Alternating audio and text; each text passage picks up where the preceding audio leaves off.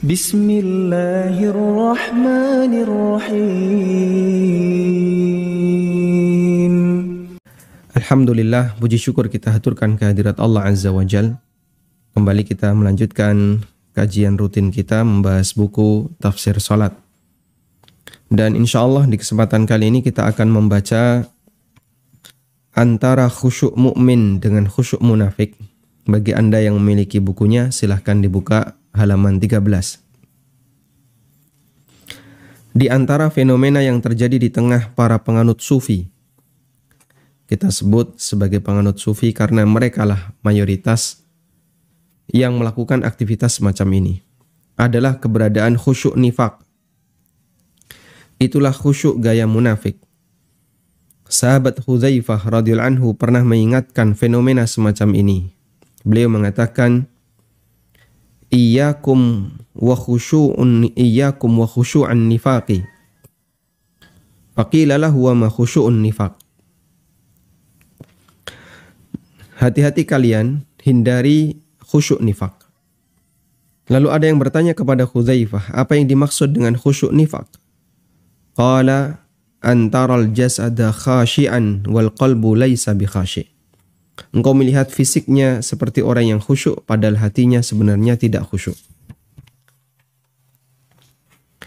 Sehingga khusyuk nifak adalah khusyuk yang dibuat-buat, sementara batinnya tidak menunjukkan rasa khusyuk.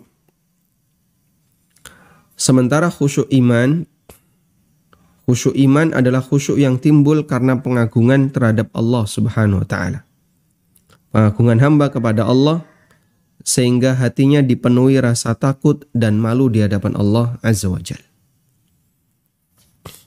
Sehingga mereka khusyuk bukan disebabkan karena ingin menampakkan kekhusyuannya di hadapan orang lain, tapi dia khusyuk dilatar belakangi karena pengagungannya kepada Allah Subhanahu wa Ta'ala.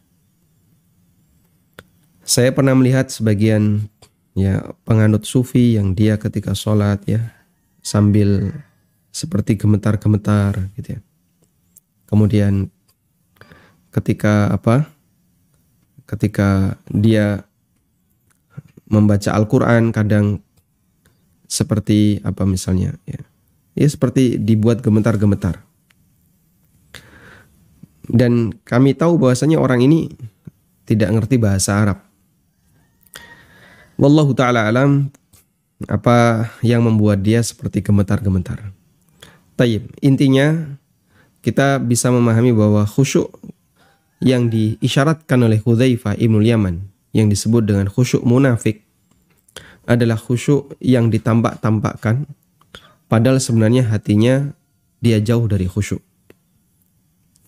Ibnul Qayyim menjelaskan perbedaan antara khusyuk karena iman dan khusyuk karena munafik. Khusyuknya munafik. Wal farqu baina khusyu'il imani wa khusyu'in nifaq.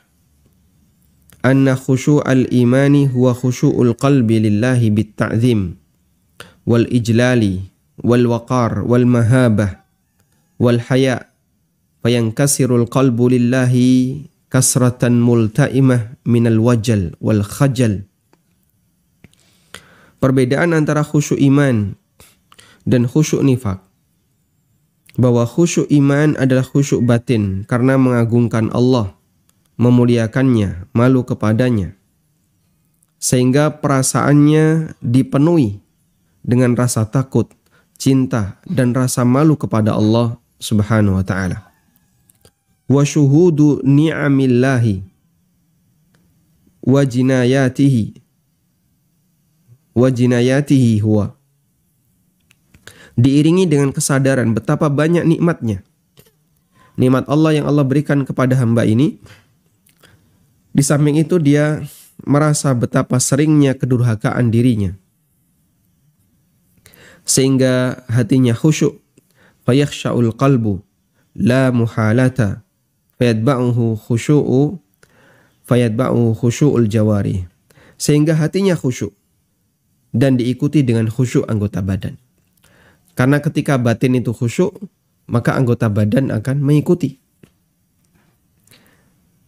Sedangkan khusyu'un nifaq, amma khusyu'un nifaq fayabdu 'alal jawarihi tasannu'an wa takallufan wal qalbu ghairu khashi'in. Sedangkan khusyuk nifaq adalah khusyuk yang dibuat-buat, yang dipaksakan, sementara hatinya tidak khusyuk. Waliyadzubillah, dan kita berlindung kepada Allah Subhanahu wa taala dari kondisi semacam ini.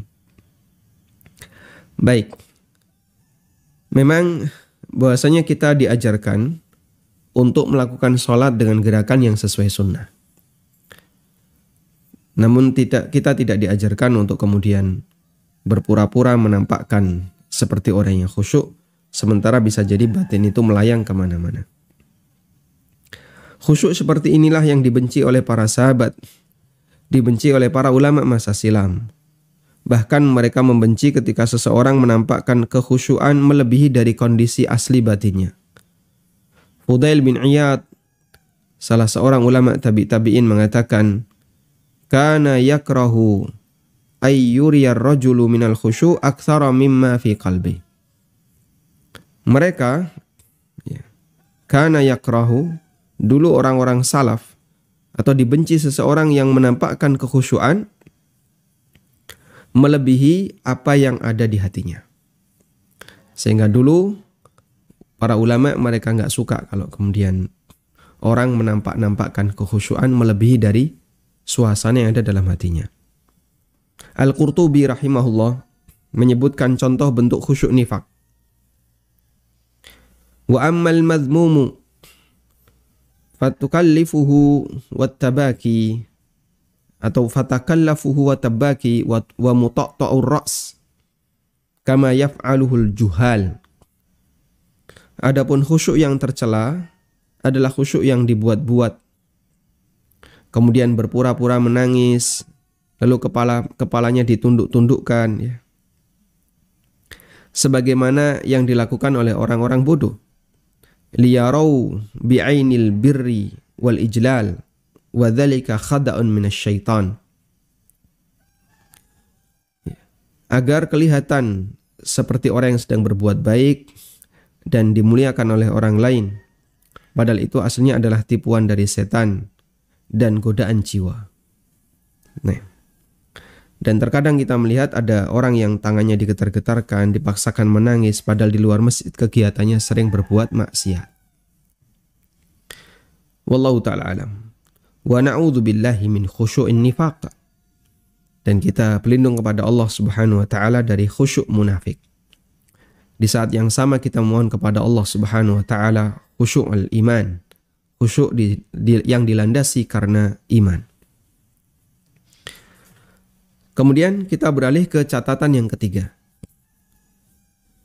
Catatan yang ketiga, bahwa pahala salat yang didapatkan oleh seorang hamba setingkat dengan kualitas khusyuknya. Dalam hadis dari Ammar bin Yasir radhiyallahu anhu, Rasulullah sallallahu alaihi wasallam bersabda, "Innal 'abda la yusalli as-salata ma yuktabu lahu minha illa ushruha tus'uha thumunuha subu'uha sudusuha humusuha rubu'uha thuluthuha nisfuha." Seorang hamba yang salat, dia tidak mendapatkan pahala dari salatnya kecuali 1/10-nya, 1/9-nya, 1/7, 1/6, 1/5, 1/4, 1/3, setengah. Dan di sini Nabi SAW menyebutkan mereka hanya dapat pahala setengah ke bawah. Ada yang dapat pahala setengah. Ini yang nilai atau angka yang paling tinggi yang disebutkan dalam hadis. Dan ada yang di bawahnya, setengah, 1/3, 1/sekian, 1/sekian. Yang paling rendah yang boleh disebutkan adalah 1/10. Tapi ini bukan pembatasan. Artinya mungkin saja orang melakukan sholat sementara pahalanya di bawah 1/10, 1/100, 1/1000, bahkan bisa jadi 1/1.000.000. Wallahu alam, betapa sedikitnya pahala yang dia dapatkan. Nah,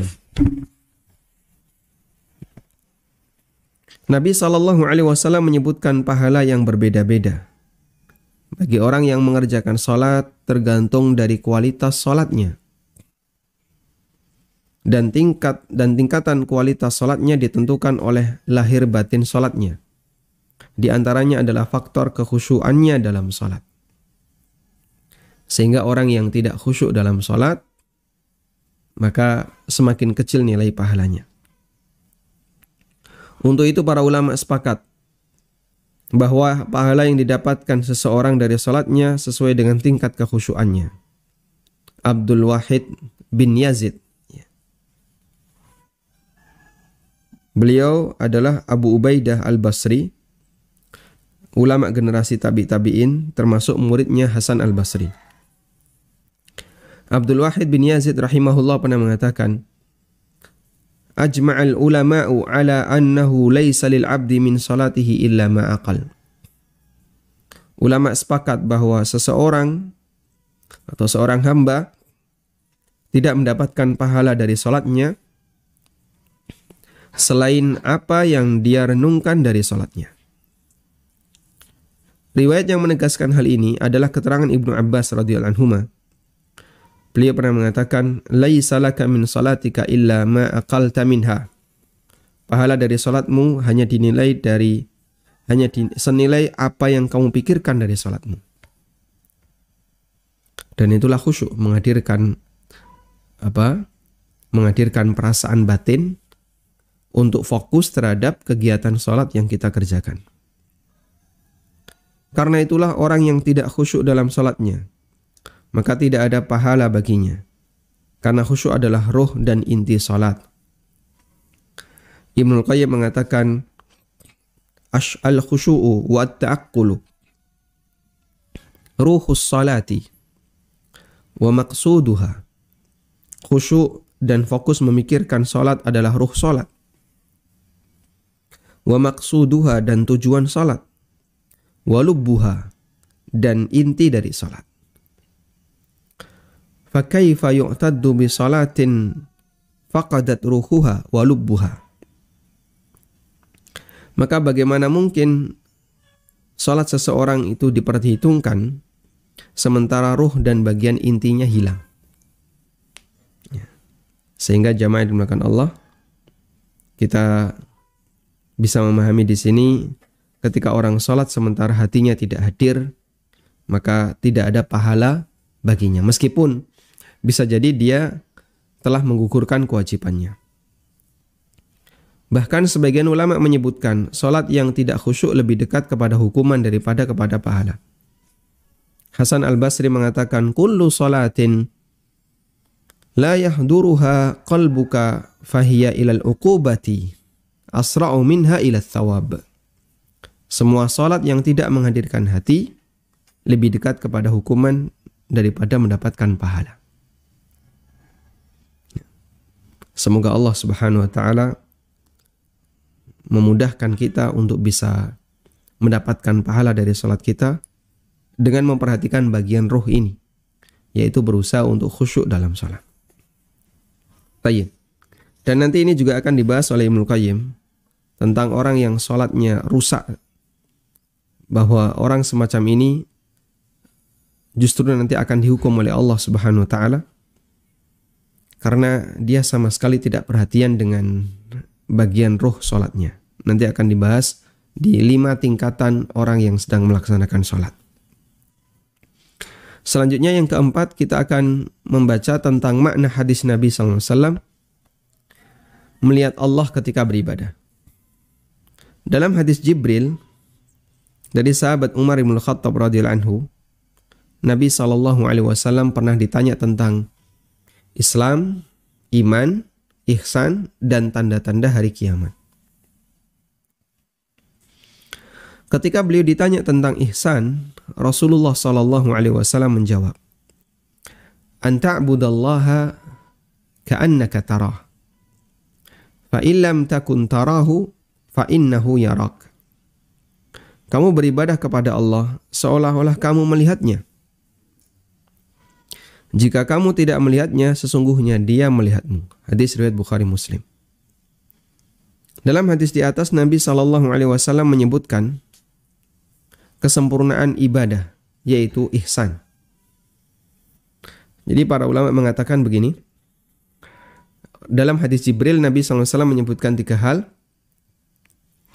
Islam, iman, dan ihsan.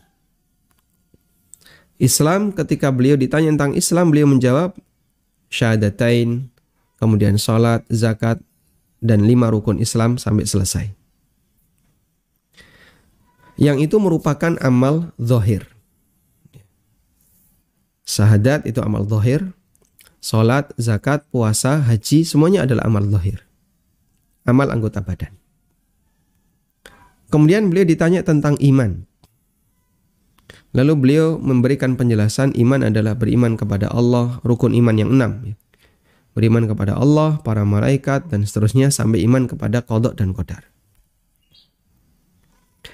Lalu beliau ditanya tentang ihsan, apa kaitannya antara ihsan dengan Islam dan iman tadi?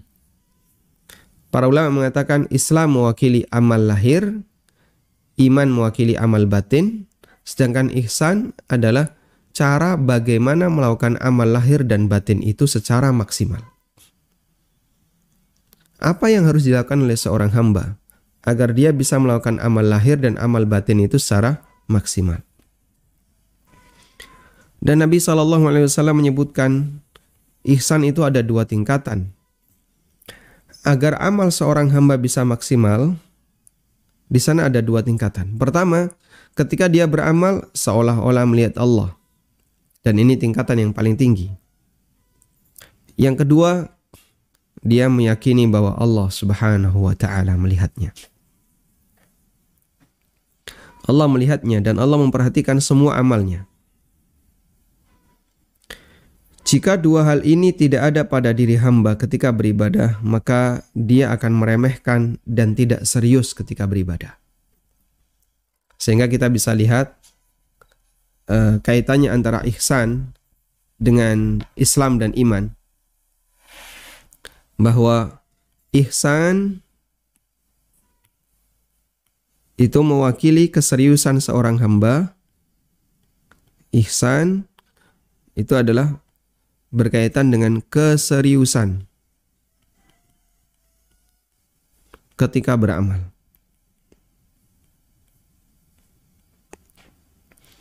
Sehingga orang yang beramal akan serius ketika dia punya ihsan. Nah, tingkatan keseriusan itu berbeda-beda. Nabi SAW menyebutkan ada 2 tingkatan. Pertama, seolah-olah melihat Allah.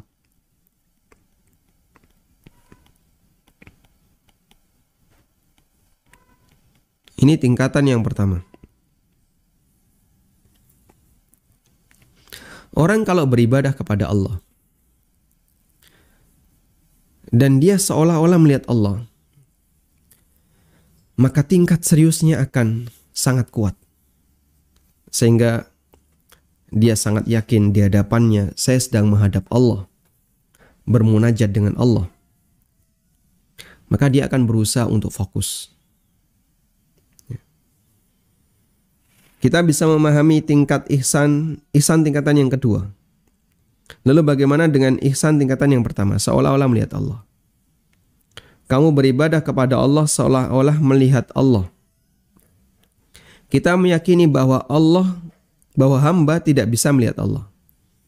Nabi SAW bersabda, Innakum la tarawna rabbakum hatta tamutu.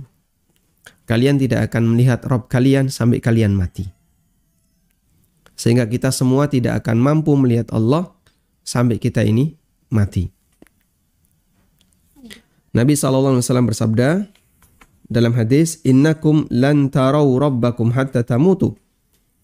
Sesungguhnya kalian tidak akan melihat Rabb kalian sampai kalian mati. Lalu apa makna ibadah seolah-olah melihat Allah? Anda garis bawahi kata seolah-olah. Kita garis bawahi kata seolah-olah. Nabi SAW hanya membuat gambaran seolah-olah. Dan bukan kejadian real yang ada. Kalimat seolah-olah dipahami oleh para ulama sebagai bentuk istihdharul qalbi. Apa itu istihdharul qalbi? Menghadirkan perasaan ketika dia beribadah seolah-olah Allah berada di hadapannya. Sehingga dia akan melakukan ibadah itu dengan sangat serius, sangat fokus, sangat khusyuk, diiringi dengan rasa takut dan harapan agar ibadahnya diterima. Kalau saya bekerja atau kita bekerja, terus bos atau siapa, misalnya supervisor, ada di belakang kita. Dia ngawasi kita langsung. Dia keliling dari satu meja ke meja sebelahnya. Satu supervisor mengawasi 5 orang. Mungkin nggak kira-kira terus kita sempatkan buka Facebook atau Instagram atau nonton video di YouTube sementara bos ada di belakang, supervisor sedang mengawasi di belakang kita. Kita nggak bakalan berani, sehingga kita akan fokus bekerja dan bekerja. Maka seperti itu pula ketika kita sedang beribadah kepada Allah, dengan semangat istihdharul qalbi, menghadirkan perasaan seolah-olah kita melihat Allah, maka ibadah itu akan sangat fokus. Sementara kita yakin Allah memperhatikan lahir batin kita, sehingga bagian lahirnya fokus, tidak tolah-toleh, tidak banyak bergerak. Kemudian batinnya juga fokus, tidak lari kemana-mana. Apalagi ketika dalam kondisi semacam ini, maka muncul ta'zim. Jadi di sini kan pengaruhnya adalah ta'zim kepada Allah, mengagungkan Allah. Kemudian apalagi misalnya rasa takut kepada Allah, khauf. Kemudian apalagi? Kemudian roja, diiringi dengan harapan. Di hadapanku ada Allah, sehingga kalau saya memohon sesuatu akan saya sampaikan kepada Allah. Di saat itulah dia keluhkan secara maksimal keinginannya, masalah-masalah yang dia hadapi. Mahabah, kemudian juga diiringi dengan rasa takut karena keagungan dan kebesaran. Kemudian ada khajal dan seterusnya. Rasa malu di hadapan Allah, takut di hadapan Allah Ta'ala. Ketika orang seolah-olah melihat Allah menghadirkan itu, efeknya nanti di sini. Akan bertumpuk banyak perasaan pengagungan kepada Allah Subhanahu wa Ta'ala. Akan ada berbagai macam perasaan dalam hati kita karena mengagungkan Allah Subhanahu wa Ta'ala. Sebagaimana tadi yang disampaikan oleh Ibnul Qayyim, fayankasirul qalbu lillahi kasratan multa'imah minal wajal wal khajal wal hub. Kemudian juga ada rasa cinta, al-hub, wal haya, wa syuhudu ni'amillah, wa jinayatihi huwa. Maka perasaannya akan dipenuhi dengan rasa takut, rasa cinta, rasa malu di hadapan Allah Ta'ala. Dan diiringi dengan perasaan bahwasanya nikmat Allah itu banyak kepadaku, sementara aku banyak maksiat. Itu pengaruh dari seolah-olah melihat Allah Subhanahu wa Ta'ala. Baik. Sehingga seolah-olah melihat Allah itu bukan membayangkan melihat Allah. Bukan. Karena kemudian memvisualisasikan seperti ada kain putih di hadapannya. Bukan. Malah jadi mikir yang lain itu. Tapi istihdharul qalbi, bahwasanya di hadapannya ada Allah. Sehingga dia memiliki ta'zim, takut, roja, mahabbah. Kemudian mahabah juga muncul ya. Al-waqar ya. Pengagungan, memuliakan Allah Subhanahu wa Ta'ala. Dan kalau sudah bisa seperti ini, maka tingkat seriusnya akan sangat tinggi. Yang kedua, derajat ihsan yang kedua adalah ihsan yang disebut oleh Nabi sallallahu alaihi wasallam, fa in lam takun tarahu fa innahu yarak. Kalau kamu nggak bisa melihat Allah, sesungguhnya Allah melihatmu. Di sini adalah menghadirkan perasaan Allah melihat kita.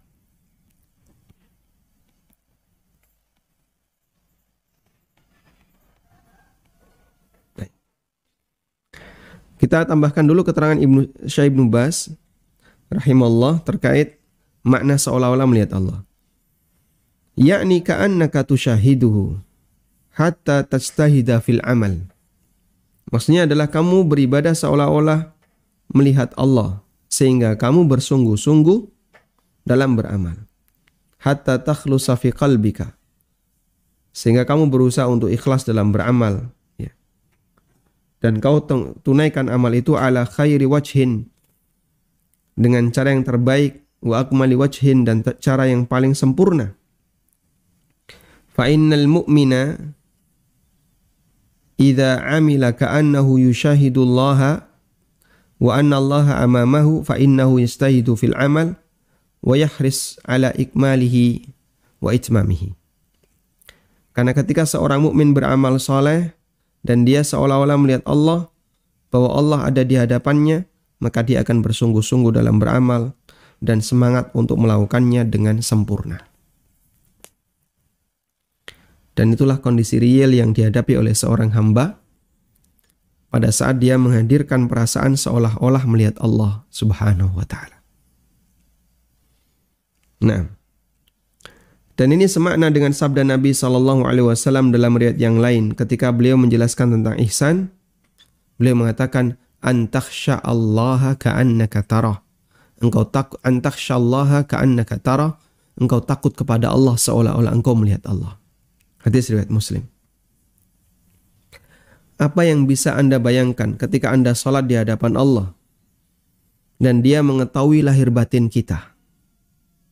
Maka kita tidak akan berani berkutik, gak berani menoleh, hati akan fokus, tidak melayang kemana-mana. Itulah pengaruh ihsan ketika beramal yang membuat amal ini akan semakin bernilai. Kalau orang kafir, ketika dia ingin khusyuk dalam beribadah, agar dia ingat Tuhannya, maka Tuhannya dibuat visualisasi. Jadilah berhala. Sehingga berhala itu adalah sebagai visualisasi dari sang Tuhan menurut mereka, agar mereka bisa fokus ketika beribadah karena mereka sedang menghadap Tuhan.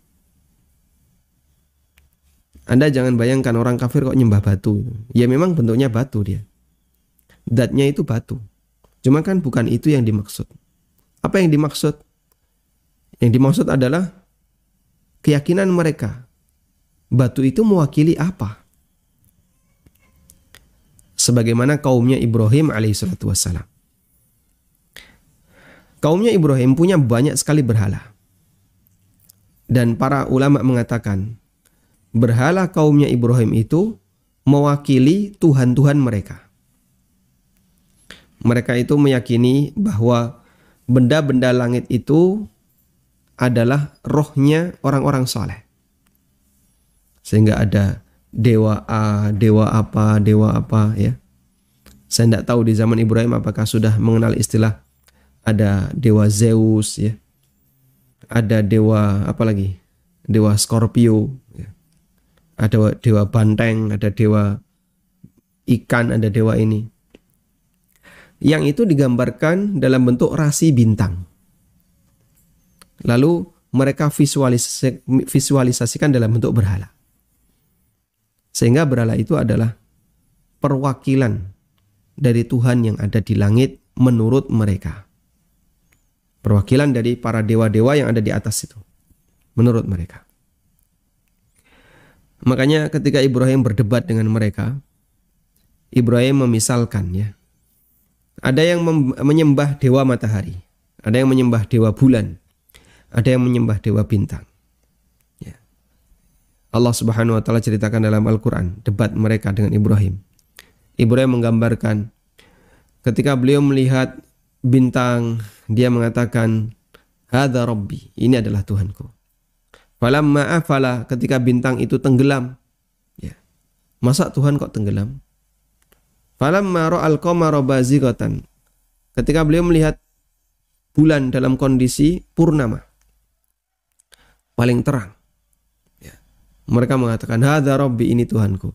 Ketika bulan itu tenggelam, ya, Tuhan kok tenggelam?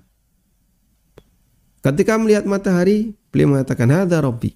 Itu bukan Ibrahim mencari Tuhan, bukan. Dan diingkari oleh Ibnu Katsir rahimahullah pernyataan semacam ini. Tidak pernah ada istilah Ibrahim mencari Tuhan. Lah terus debat itu atau pernyataan itu apa? Itu adalah debatnya Ibrahim di hadapan kaumnya. Beliau memisalkan, andai kan saya musyrik seperti kalian, kalau lihat bintang sebut Tuhan, bintang tenggelam, loh Tuhan kok tenggelam. Melihat matahari disebut Tuhan, matahari tenggelam, loh Tuhan kok tenggelam. Nanti kalau saya butuh pertolongan di malam hari gimana, dia nggak ada. Melihat bulan juga sama. Begitu siang hari dia nggak kelihatan, padahal saya lagi butuh bulan. Sehingga Tuhan kok sifatnya seperti ini. Nggak mungkin dia jadi Tuhan. Ya. Baik. Sehingga mereka orang musyrik itu, kembali ke tadi ya, memvisualisasikan Tuhan. Orang musyrik memvisualisasikan Tuhan mereka dengan cara demikian. Musyrikin Quraisy juga sama. Mereka punya banyak berhala di sekitar Masjidil Haram. Dan bukan karena menyembah batunya, bukan. Mereka tahu batu ini nggak ada manfaatnya. Tapi mereka meyakini bahwa masing-masing batu ini mewakili roh nenek moyang yang soleh. Dan mereka menggantungkan harapan itu kepada roh nenek moyang tadi. Di zaman sekarang, visualisasinya dalam bentuk kuburan. Makanya orang ketika dia beribadah di kuburan seperti orang-orang Syiah dan pengagum-pengagum kuburan yang lainnya. Pada saat dia beribadah di kuburan dengan sasarannya adalah penghuni kubur, dia itu bisa serius. Bahkan sampai nangis-nangis, fokus. Bahkan kadang istihdorul qalbi, menghadirkan perasaan hati bahwa ruhnya ini datang dan akan membantu setiap permohonannya. Ya, sehingga secara prinsip itu bisa, ya, istihdorul qalbi itu bisa. Orang kafir melakukannya. Orang musyrik melakukannya di hadapan berhala mereka. Namun dalam Islam nggak mungkin kita memvisualisasikan Tuhan. Gimana Allah divisualisasikan? Subhanallah dari kondisi ini. Juga tidak kita gambarkan dalam bentuk sesuatu yang mengingatkan Allah, tidak. Kalau orang Nasrani kan pakai salib untuk mengenang apa? Nabi Isa alaihissalatu wassalam. Dulu Yesus digantung di sini. Maka dia visualisasikan untuk mengingat Yesus. Akhirnya ketika dia beribadah di hadapan salib-salib yang besar itu, yang mereka agungkan, ya, di gerejanya ada salib besar, mereka mengenang teringat Yesus. Islam tidak mengajarkan seperti itu. Karena kita tidak boleh memvisualisasikan Tuhan yang kita sembah. Terus gimana Pak? Kita juga tidak visualisasi Ka'bah, tidak. Itu hanya sebatas titik kiblat, di mana umat Islam sedunia ketika sholat menghadap ke arah sana. Jawabannya tidak ada visualisasi. Namun kita istihdorul qalbi, seolah-olah kita melihat Allah. Sehingga dari situ pengaruhnya adalah diiringi ta'zim, rasa takut, roja, dan seterusnya. Wallahu a'lam. Selanjutnya, untuk ihsan tingkatan yang kedua, Allah melihat kita. Ini adalah keyakinan bahwa Allah memperhatikan sholat kita. Ketika ada seperti ini, mungkin ya, kekuatan seriusnya tidak sebagaimana yang pertama. Anda bekerja diawasi CCTV. CCTV memperhatikan Anda. Anda tahu bahwa saya sedang diperhatikan. Namun dia kan tidak melihat detail. Ya.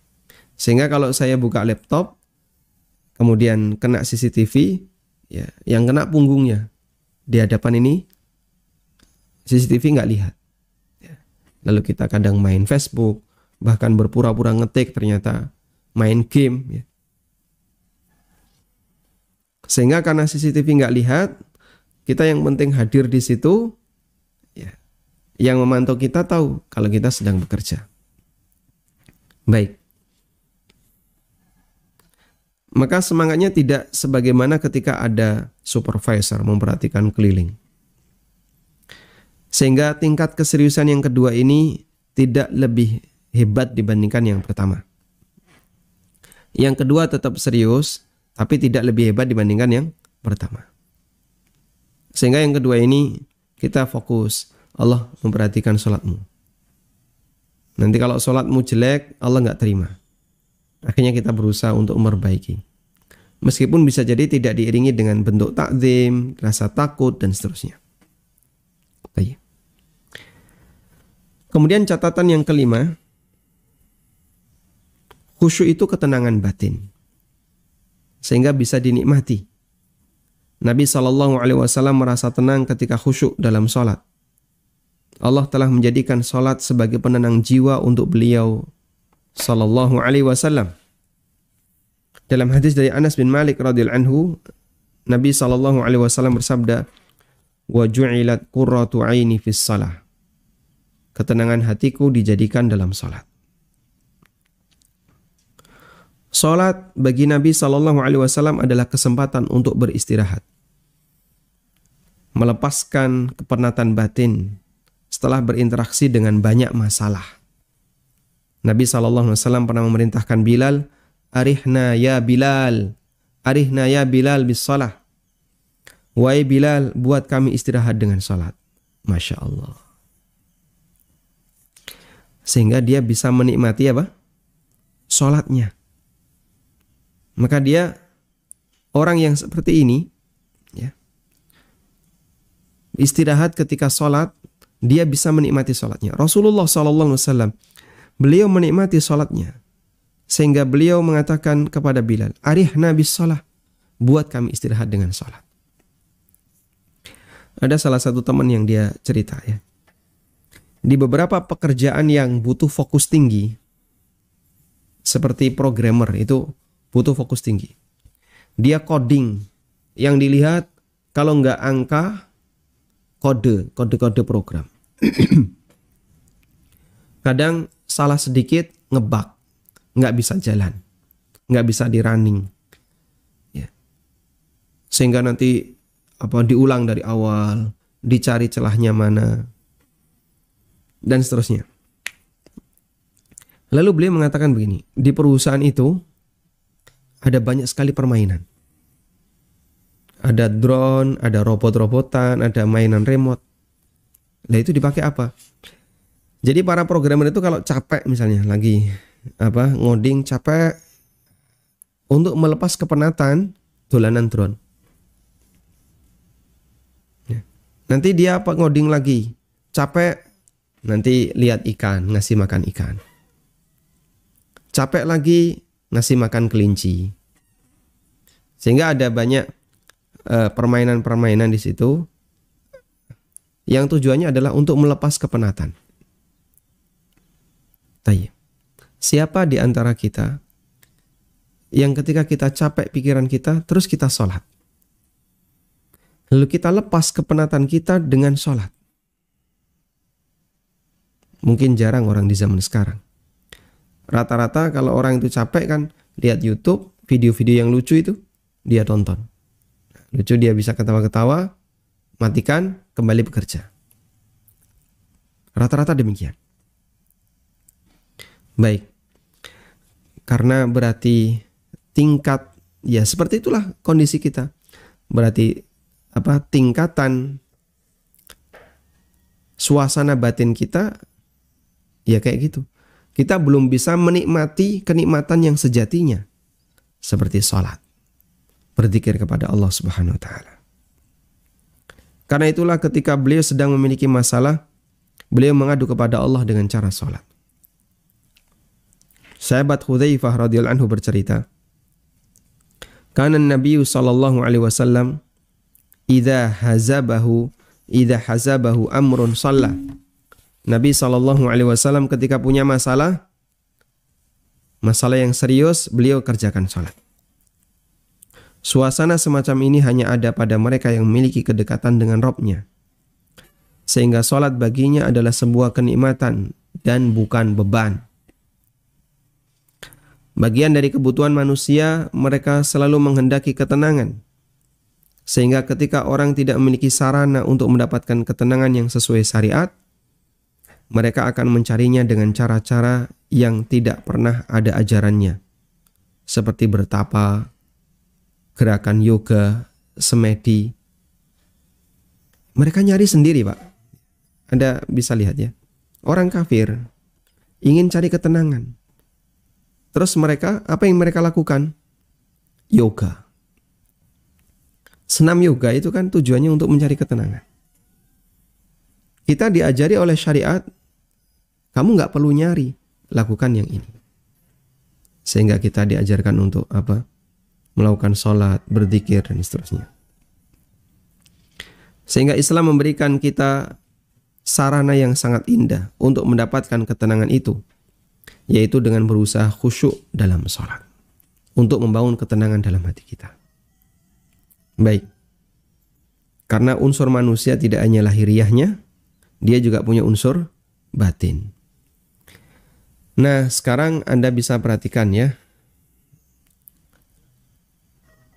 ada banyak sekali hiburan-hiburan yang dibuka ya. Kuliner itu kan beraneka ragam. Wisata-wisata dibuka di mana-mana sehingga tidak perlu jauh lagi. Ada desa wisata. Sehingga seolah-olah orang itu kehilangan cara untuk menenangkan batinnya selain dengan cara seperti tadi. Dan itu menunjukkan penurunan kualitas batin. Ketenangannya ada pada kegiatan duniawi murni. Ya, mancing. Kemudian apa lagi? Misalnya pit-pitan, ya. Terus apa lagi? Ya, nanti ke kuliner ini, setelah itu ke kuliner ini, ke kuliner ini. Hiburannya kuliner.